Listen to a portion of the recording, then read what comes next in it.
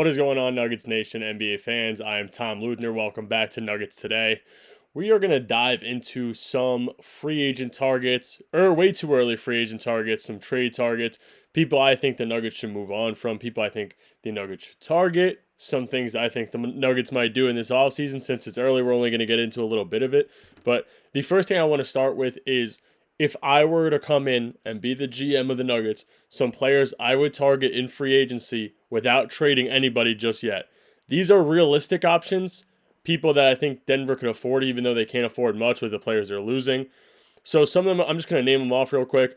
I think Luke Cornett would be amazing. He's a cheap option, backup center. We saw that he's capable of actually playing minutes in playoff games. Played well against the Knicks in a few games. We don't, if the Nuggets were to bring him in, they don't need him to be a superstar. They need him to be a backup center that could actually play minutes, and that's what he is. I would love to see Keon Johnson if he opts out of Brooklyn. I think there are a lot of players that Brooklyn has that, again, if I'm a Nuggets GM, I would look to trade for depth, and that's another topic I'll get into in a little while. De'Anthony Melton's another name I would love to see. Sam Merrill fits exactly what Denver needs, and that's a sharpshooter off the bench because Strother was able to play defense, was able to dribble a little bit. He was a little weak, but at the same time, he was able to shoot, and why not bring Merrill in? Again, should be cheap. I wouldn't see teams paying him too much money realistically. I know that he was a good option for the Cavs, but it's not that he's not a player that's worth $8 million a year at least. I mean, maybe 5 to 7, I would assume. I know Denver might not even be able to afford that, but who knows what they do.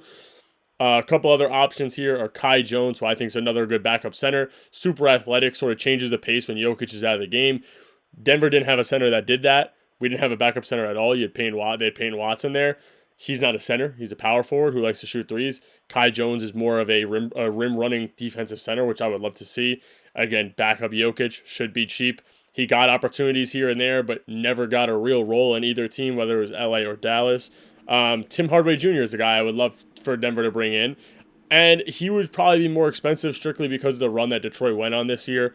Another couple names I see here that I like, Luke Kennard and Alec Burks. I just think if we're going to go after three-point shooters, which is exactly what Denver needs, why not go after some vet shooters? Like I just said about the Pistons, you're able to go on those runs when you have those those good vets on your team. And I know Denver has Aaron Gordon and they have MPJ, but I don't necessarily mean your starters.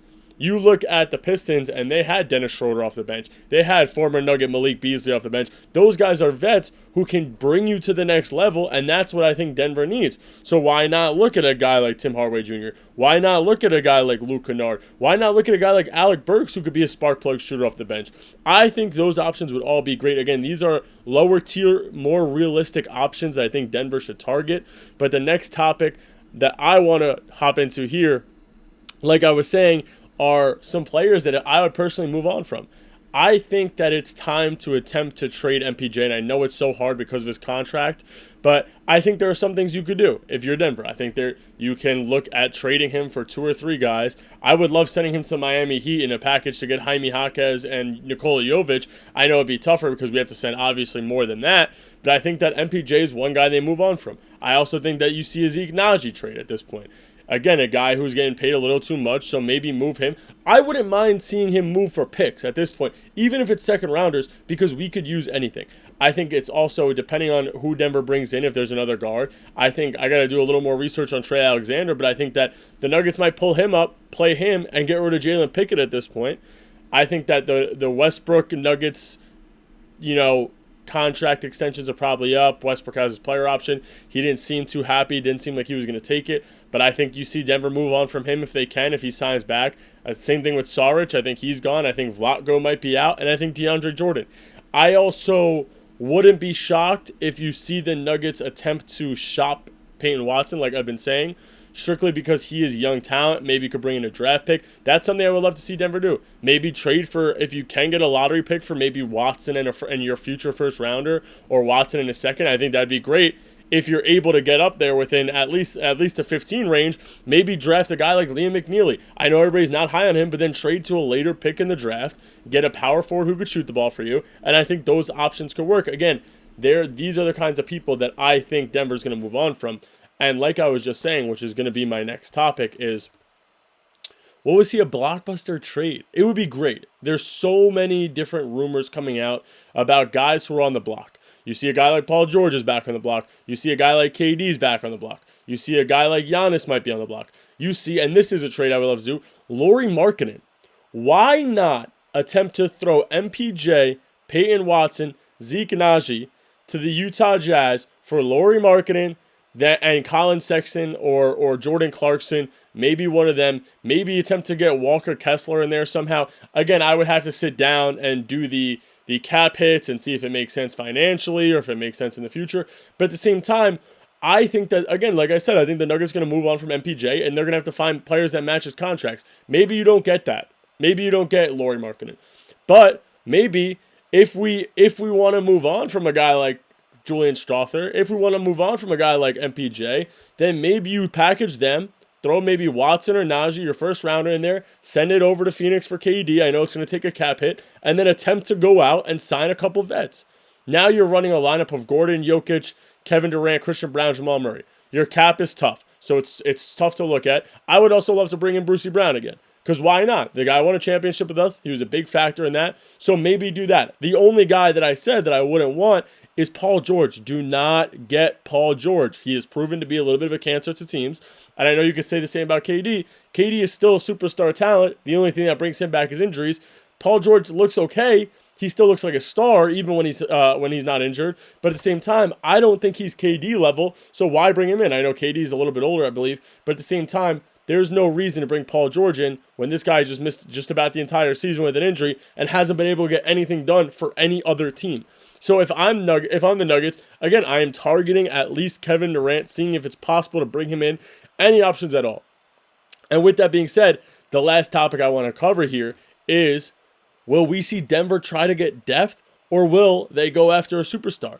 I think you attempt to bring in both. Again, like I said, I would love to see KD get traded, for Watson, MPJ, Strawther maybe Najee instead of Strawther if that's possible, which I don't think it is. And maybe throw in our pick, get KD, keep Strawther if we can. Then you have a team of, like I said, Murray, Brown, KD, Gordon, Jokic, Strawther off the bench. You maybe sign one of the guys, like I said, Bruce Brown. I've been seeing a lot of mock trades, and that's something I want to jump into, is built-up mock trades in this next episode, which I don't want to cover today because there's so much to talk about this offseason. We have so much time.